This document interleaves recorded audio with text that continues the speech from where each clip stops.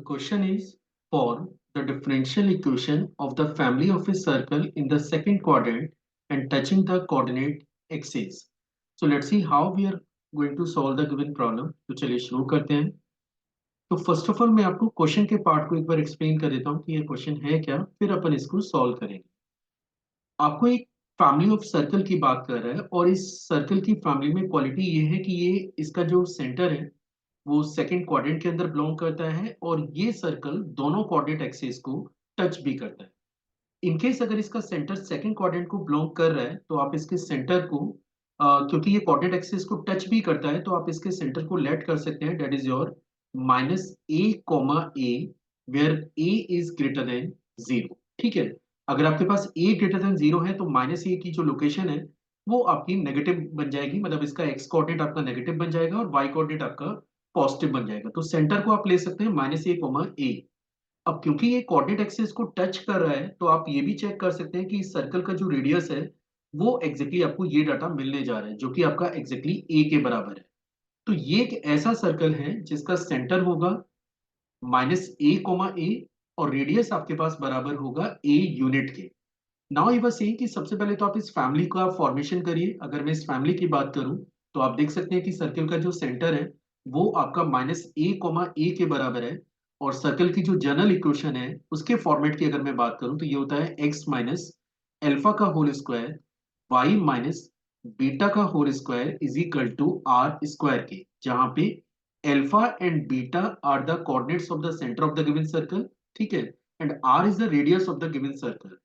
अब इस क्वेश्चन में अगर आप एक चीज नोटिस करें कि अगर आपने सेंटर को -a, लिया है तो रेडियस भी आपको a यूनिट ही लेना पड़ेगा. मींस सर्कल की इक्वेशन आपके पास बनेगी x minus minus of a का whole square plus y minus a का होल स्क्वायर, क्योंकि y कोऑर्डिनेट इसका a है, और राइट साइड में आप लिख सकते हैं a के स्क्वायर के.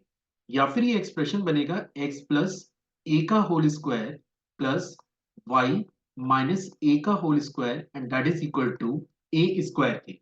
इसमें जो नोटिस करने वाली बात है वो ये है कि इस एक्सप्रेशन में जो आर्बिट्ररी कांस्टेंट है वो केवल एक आर्बिट्ररी कांस्टेंट है. मतलब ये जो पूरी फैमिली है ये केवल एक ही वैल्यू पे डिपेंड करती है. आप जैसे जैसे ए को चेंज करेंगे आपको एक डिफरेंट डिफरेंट सर्कल मिलेगा और ये उन सारी कंडीशनों को मेंटेन करेगा जो क्वेश्चन में गिवन है. मतलब इसका सेंटर लाई कर रहा होगा सेकंड क्वाड्रेंट में और ये सर्कल दोनों कोऑर्डिनेट एक्सिस को टच करेगा.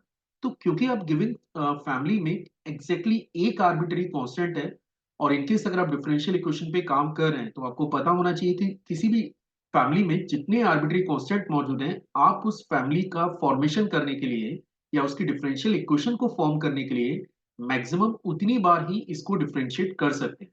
अब क्योंकि यहाँ पे एक सिंगल आर्बिट्ररी कांस्टेंट है तो मैक्सिमम मुझे इसको एक ही बार डिफरेंशिएट कर सकता हूँ और फिर मुझे इस ए को एलिमिनेट भी करना है. तो आप देख सकते हैं कि जो फैमिली मेरे पास है मैं एक बार इसे फिर से नोट कर लेता हूं. That is x plus a का whole square plus y minus a का whole square and that is your a square where a is the arbitrary constant. चलिए अब क्योंकि मैं इस a को एलिमिनेट करूंगा व्हाइल यूजिंग द डिफरेंशिएशन तो सबसे पहले हम लोग इसको डिफरेंशिएट कर लेते हैं. अब अगर मैं इसको डिफरेंशिएट करूंगा तो आप देख सकते हैं कि ये बनेगा 2 into x plus a, then after 2 into y minus a, और y का डेरिवेटिव आप लिख सकते हैं dy over dx and this is equal to 0. या फिर dy ओवर dx इसको आप लिख सकते हैं that is minus x plus a upon y minus a के. अब क्योंकि मुझे a को ओरिजिनल इक्वेशन से एलिमिनेट करना है तो dy dx को लिखने में आपको थोड़ा तो टाइम लगता है, तो हम इसे सिंबल y डैश से रिप्रेजेंट कर देते हैं जो कि सिंबल है dy dx का ही. ठीक है. तो आप मतलब या तो dy dx लिखें या y डैश लिखें, ये एक ही चीज है. मतलब either it is y dash और it is dy over dx, ये दोनों एक ही चीज है, इसको ध्यान रखना. तो y dash is equal to बनता है minus of x plus a into y minus a के. चलिए यहां से a की वैल्यू निकाल लेते हैं पहले. तो ये बनेगा y minus a into y dash is your minus of x plus a के. या फिर हम लोग इसे लिख सकते हैं y y dash minus a y dash is your minus x और माइनस ए के. या फिर हम लोग इसे लिख पाएंगे y y dash plus x is your a into y dash minus one, जहां पे ए की वैल्यू निकल के आ रही है एक्स प्लस के y y dash over y dash minus one. अब क्योंकि हमारा टारगेट ये है कि मुझे इस फैमिली से ए को एलिमिनेट करना है, तो वो जो ए की वैल्यू मैंने निकाली है वो मैं इस फैमिली में सबमिट करने जा रहा हूँ। तो आप देख सकते हैं कि हमें मिलेगा x plus a which is और x plus y y dash over y dash minus one total raise to the power two, plus अगला टर्म हमें मिलेगा that is y minus a का होल स्क्वायर। तो y माइनस ए मतलब ये value x plus के y y dash over y dash minus one total, ये total raise to the power two, ये सेकेंड पार्ट है। और राइट साइड में आपको a का स्क्वायर करना है, तो that is x plus y y dash over y dash minus one total raise to the power two. चलिए इसको सिंप्लीफाई कर लेते हैं। Now this will become x y dash minus x plus y y dash over y dash minus one total raise to the power two. ये आपका first term है। Second term को आप लिख सकते हैं y y dash minus y minus x minus y y dash over y dash minus one total raise to the power two. और right side में हमारे पास है x प्लस के y y dash over y dash minus one total raise to the power two. अब यहाँ पे आप देख सकते हैं कि एक तो ये x से x कट रहा है और यहाँ पे y डैश से y डैश आप कैंसिल कर सकते हैं।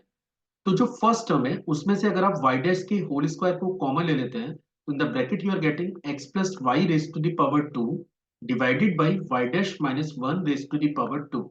सेकेंड टर्म की बात करें तो आप इसको लिख सकते हैं x प्लस वाई का whole square divided by y dash minus one raise to the power two. और राइट साइड को अगर आप चेक करें तो that is x plus y y dash total raise to the power two over y dash minus one total raise to the power two. आप यहाँ पे देख सकते हैं कि ये टर्म आपके कैंसिल हो जा रहे हैं और आफ्टर कैंसिलेशन जो रिजल्ट आपको मिलेगा डेट इज वाई डैश का होल स्क्वायर, वाई डैश का whole square plus one bracket of into x plus y raise to the power two, क्योंकि आप देख सकते हैं कि इन दोनों टर्म्स से x plus y raise to the power two को अब आप कॉमन ले सकते हैं।